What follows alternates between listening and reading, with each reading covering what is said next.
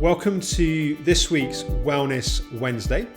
We have the second in our three-part series looking at adrenal function in chronic fatigue with Kirsty Cullen, who is Director of Nutrition here at the Optimum Health Clinic. And in this second video, we're getting into the signs and symptoms of suboptimal adrenal function. It's a really helpful video to get a sense of whether this is an important part of your fatigue picture. So here is Kirsty Cullen. So Kirsty, welcome to the second in this three-part series exploring adrenals. Welcome back. Thank you very much. So in this video, we're going to explore some of the key signs and symptoms of suboptimal adrenal function. So I think it's worth people having watched the first video if they haven't already, but assuming people have, do you want to just open this up by some of the things that people might notice if they have suboptimal adrenal function?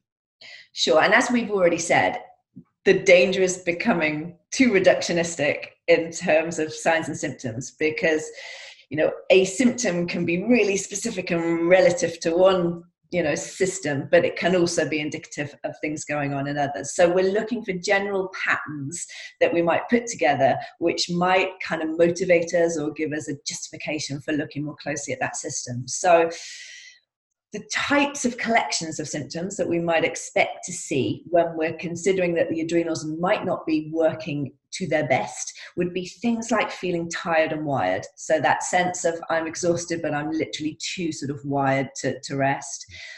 Poor blood glucose balance. We already know that, cortisol is very important in bringing blood glucose back into sort of an optimal range. Inflammation that feels quite systemic. So anything from sort of aching joints, aching muscles, headaches, inflammatory sort of skin conditions, that type of thing.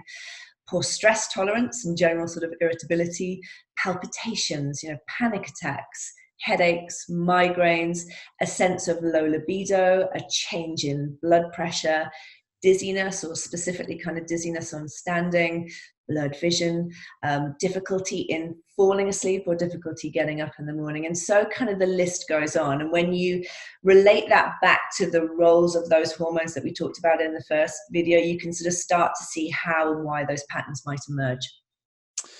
And I think it's important to say at this point that there is a clear distinction between what we're talking about here as adrenal fatigue and an adrenal medical diagnosis. Yeah, super important, because a lot of people will use adrenal insufficiency interchangeable with suboptimal adrenal function, if that makes sense. Adrenal sufficiency I always associate with Addison's disease, which is a medical diagnosis, and that's the failure to produce enough cortisol and aldosterone in the system. And sort of the opposite end of that scale might be considered Cushing's syndrome, where that's an overproduction of cortisol. That's very much a medical consideration, and that's very separate and should be very separate from what we're looking at in terms of suboptimal function. And so wherever we've run adrenal testing, which we might do periodically, so we are looking at a saliva-based test across usually 4 set points through the day, and if we have an indication on those tests that lack of cortisol production or overproduction of cortisol is present, to a certain level, we would refer that back to a GP for sort of further diagnostic, interpretation at that point. We are just looking sort of in the areas of grey, if you like, to see where we might improve adrenal function, therefore thyroid function, and a whole kind of array of other things aside. And of course, there can be an enormous amount of impact on someone's life in those areas of grey. So as much as one might say, oh, well, it's not Addison's or it's not Cushing's, actually, there can be a dramatic impact on someone's quality of life and their body's ability to recover. So maybe I should just say a little bit around the psychology elements of this as well, because there is alongside the physiological impacts and reality of adrenal fatigue, there's also the kind of signs in the nervous system, and you mentioned it in terms of the kind of tired and wired, and what people might experience that being like is physically not having much energy, but really feeling that kind of ramped up nervous system.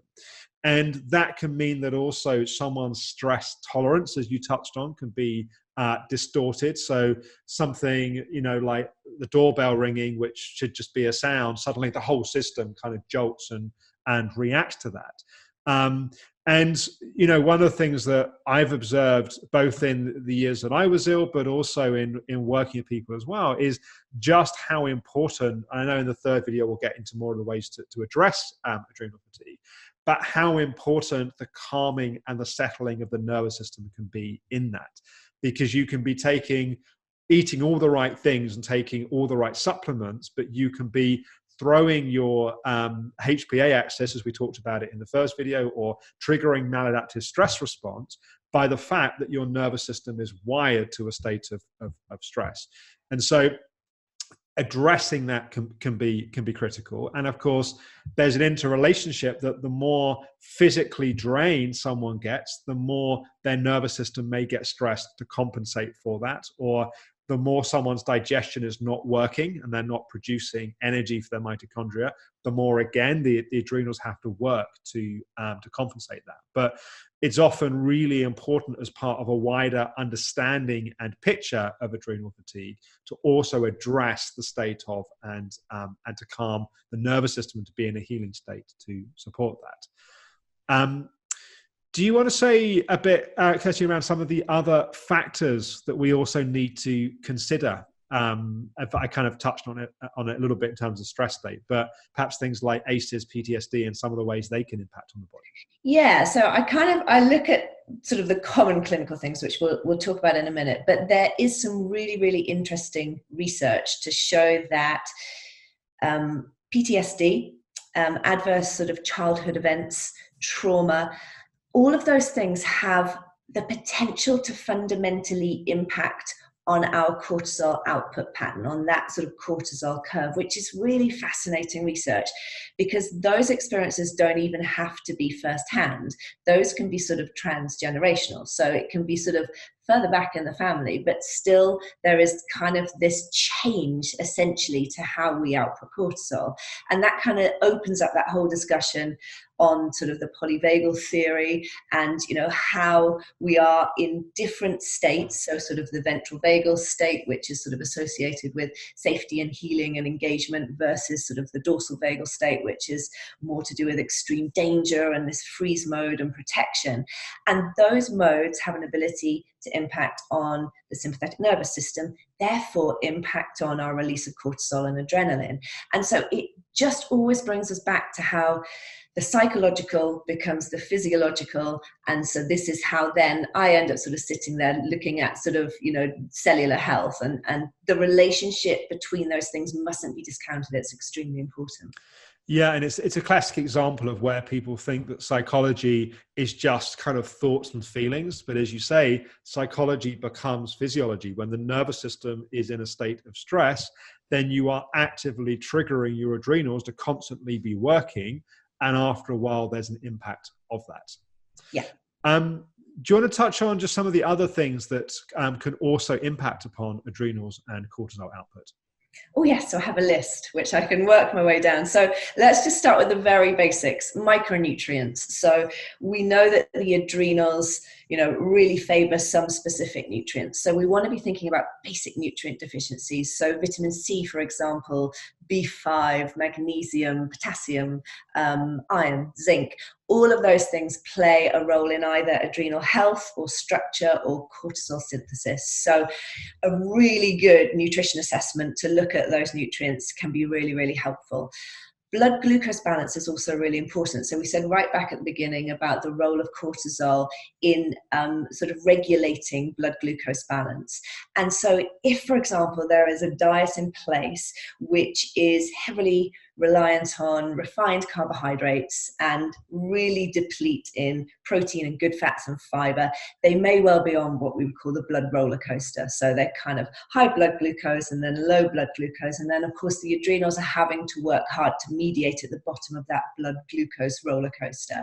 So mediating the diet and getting some good macronutrient balance in there can be really important to sort of offload from the adrenals.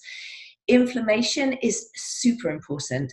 Cortisol is an anti-inflammatory hormone. And so it makes sense that if the body is super inflamed for whatever reason, I mean, there's sort of an array of reasons why the body might be inflamed, from inflammatory conditions to toxic overload to an inflammatory diet to a chronic sort of immune response or toxic exposure. Obesity is a highly inflammatory state. And so once you've got a system that is inflamed, again, the adrenals are going to have to work hard to produce cortisol as an anti-inflammatory. So we want to strip back as many of those inflammatory elements as we possibly can. Going back to kind of toxins, we know that metals, plasticizers, certain pesticides can also impact on our cortisol synthesis. So again, stripping those out is only going to be helpful to getting that cortisol curve back in position. Really, really interesting research around anxiety being associated with a higher cortisol output, and maybe kind of low mood or more of a depressive sort of state being associated with a depressed cortisol curve. And really interesting for CFS specifically as well is that social isolation is thought to result in sort of an alteration in that cortisol curve as well. Social isolation, depression or low mood, anxiety are all kind of common things that we would see clinically. So those should all come into consideration as well. And of course, one of the challenges that happens is the more fatigued people get, the more they end up isolating themselves to be able to rest. But it can be increasingly difficult sometimes to really get into a safe healing state when we haven't got the emotional support and holding of being kind of connected to the world. And obviously that doesn't mean someone has to force themselves to do things to try and resolve that, but it can be a tricky balance to navigate. Yeah, absolutely. And then, you kind of look again to sort of CFS specific in that, physical activity impacts on cortisol output. So decreased activity potentiates a slower lowering of that cortisol curve. Well, of course, we're dealing with clients who just don't have that choice often. So we want to kind of look to other areas that we can maybe strengthen their cortisol curve.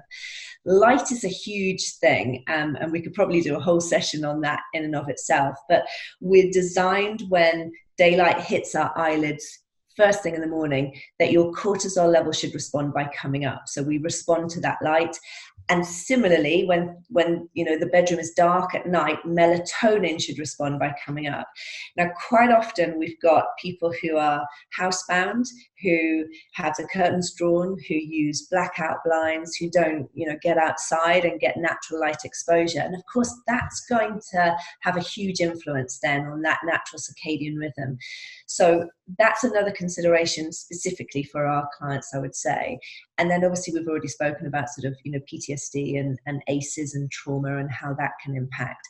So there are some really specific areas for investigation there where you can kind of look across all of those elements with each client and review which of those may be important for them specifically.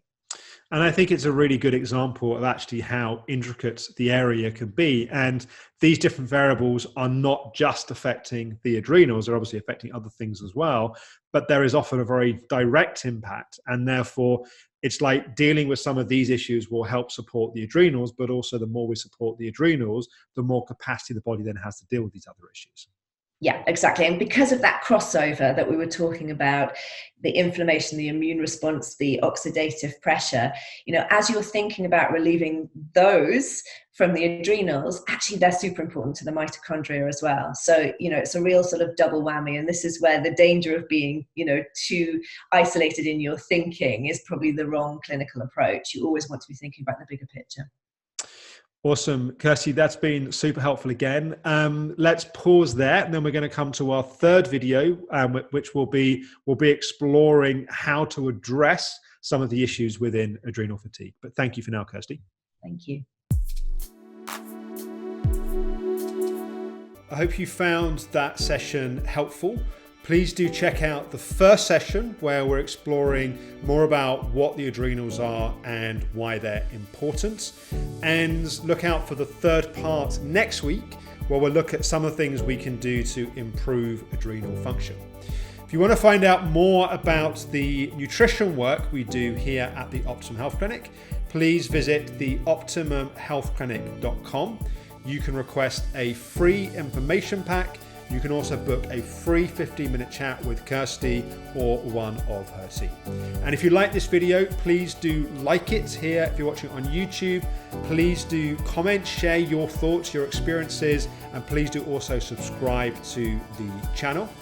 And look forward to talking with you tomorrow here on Everyday Alex, where we are going to be exploring how stress stops you healing, the critical role that stress plays in stopping and blocking our healing journey. I look forward to talking with you then.